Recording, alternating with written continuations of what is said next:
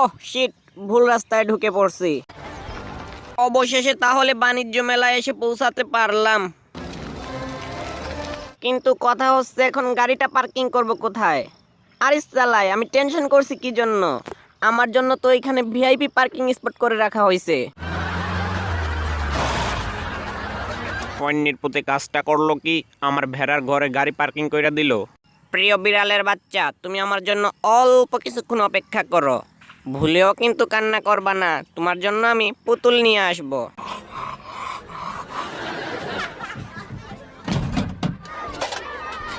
বাক্সটা দাও বাবু, আমিও তোমাকে টাকা দিচ্ছি।